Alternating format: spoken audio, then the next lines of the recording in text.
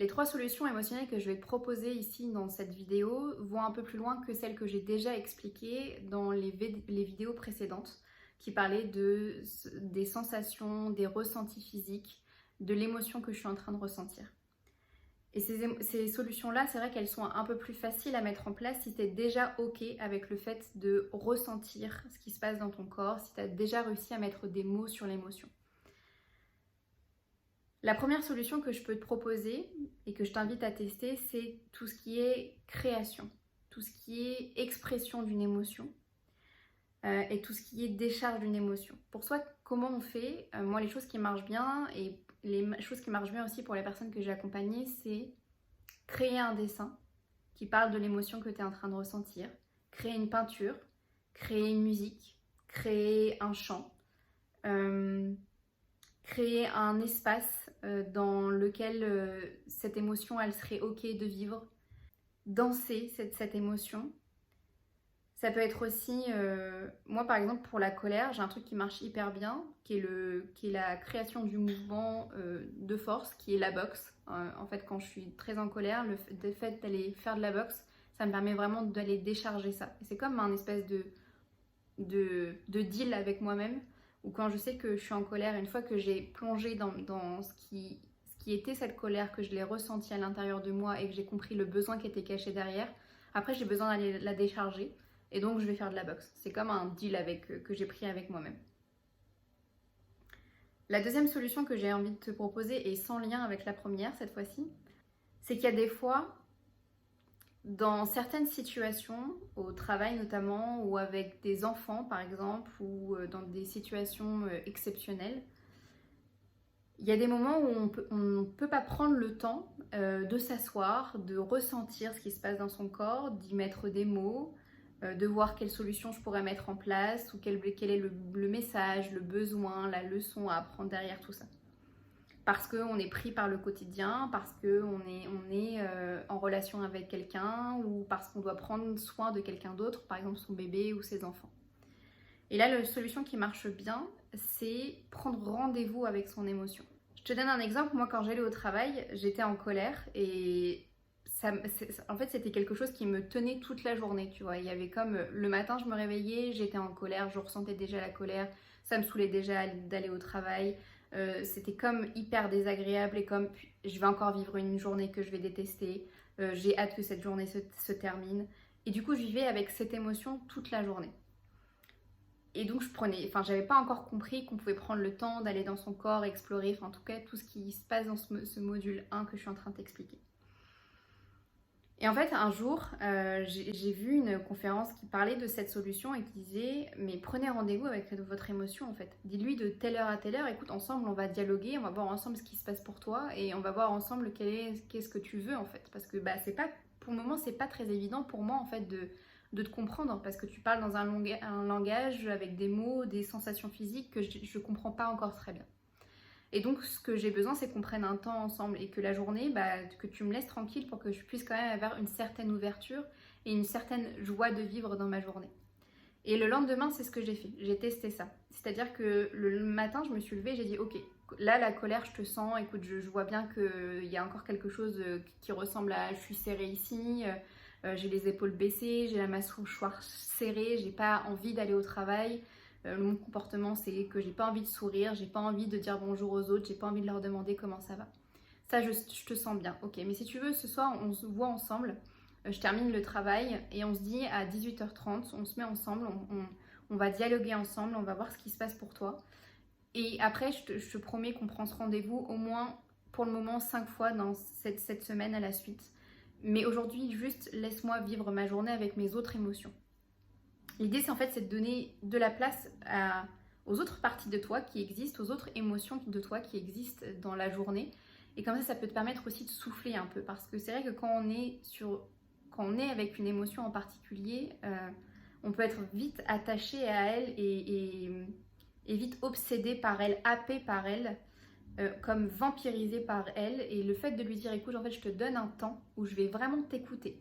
Par contre, ratez pas le rendez-vous. Tu vois, je veux dire, si tu donnes un rendez-vous avec ton émotion, c'est comme donner rendez-vous avec quelqu'un et que tu y vas pas. vraiment il faut que tu y ailles parce que sinon elle va revenir avec beaucoup plus d'intensité et beaucoup plus pas contente du fait que tu n'aies pas pris ce rendez-vous avec elle.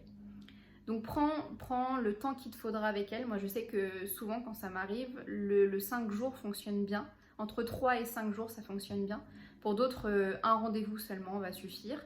Mais le tout est de lui dire que tu l'as entendu, que tu l'écoutes, que tu l'as bien senti, mais que là c'est pas le moment.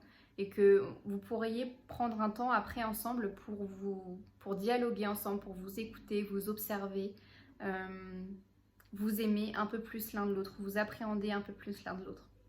Et alors la troisième solution, c'est une solution que moi j'ai encore du mal à intégrer pour être complètement sincère avec toi. C'est celle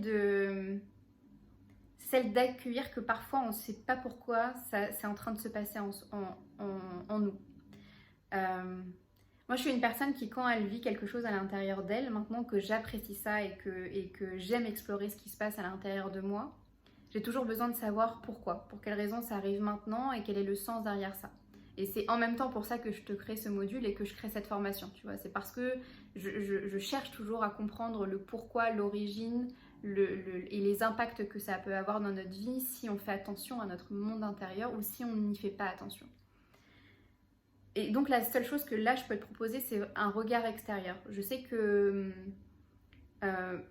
quand j'arrive pas à comprendre ce qui se passe pour moi, et ben souvent je vais chercher de l'aide à l'extérieur. Ça peut être un coach, un sophrologue, ou ça peut être un hypnothérapeute, ça peut être un psychologue, ça peut être tous les professionnels de santé qui existent au monde. Moi la chose sur laquelle je peux vraiment t'aider, c'est j'ai une émotion, je vois qu'elle apparaît et j'arrive vraiment pas à faire de lien avec son origine. C'est-à-dire que je comprends pas qu'est-ce qu'elle fait là.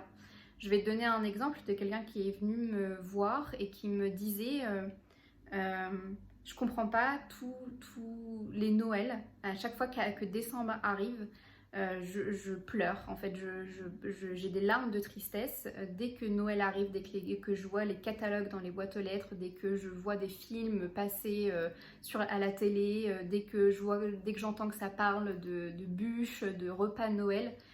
Ça me met dans une tristesse pas possible. Et du coup, je suis grand-mère et je passe mes Noëls à pas apprécier le moment en fait, alors que j'aimerais être avec mes petits-enfants, j'aimerais leur faire des cadeaux, j'aimerais leur dire que c'est vraiment un beau moment, qu'ils me voient sourire, j'aimerais me voir aussi sourire, j'aimerais vraiment aimer ce moment-là et je comprends pas pourquoi ça ne fonctionne pas pour moi. Et ben avec elle, je lui ai posé des questions, elle a répondu, on a parlé d'âme à âme, de cœur à cœur, et elle a compris en fait pourquoi derrière ça, elle vivait ça à ce moment-là et pourquoi elle pleurait à ce moment-là.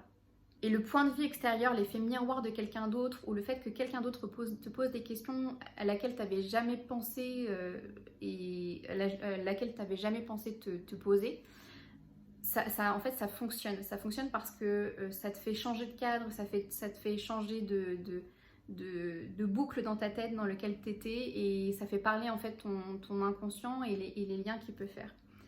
Et pour cette personne, en fait, c'est juste que elle pensait que c'était Noël qui l'attristait. Et en fait, non, c'était le fait qu'au mois de décembre, c'est aussi son anniversaire et qu'en fait, depuis toute petite, comme Noël et son anniversaire étaient très proches, et ben en fait on fêtait pas son anniversaire et on faisait en sorte en fait de fêter son anniversaire en même temps que Noël, mais elle comprenait pas pourquoi elle avait pas son instant à elle, son moment à elle.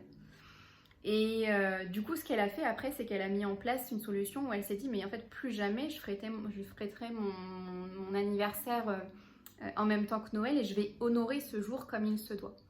Et elle a fait ça, et en fait, elle m'a appelée quelques mois après le jour de l'an en me disant « Mais Mylène, tu sais pas comme c'est génial ». Elle m'a dit « Pour la première fois de ma vie, j'ai regardé des films de Noël et j'ai ri.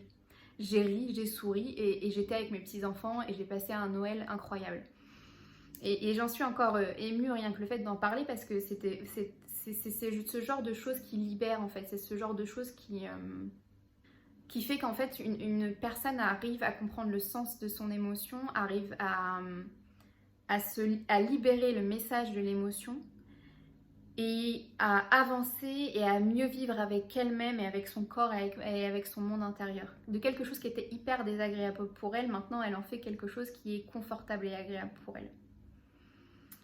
Et puis si toi tu te le sens de le faire, tu peux aussi tout à fait aussi te dire que bah là c'est en fait ok, que je suis en train de vivre une émotion que je comprends pas, et c'est ok pour moi de pas la comprendre, de pas comprendre tes origines, de pas comprendre le sens qu'elle a pour moi. C'est ok aussi. Voilà, je me sens complète sur les solutions émotionnelles. Dis-moi quelle est celle qui titille ta curiosité et que tu as envie de tester maintenant.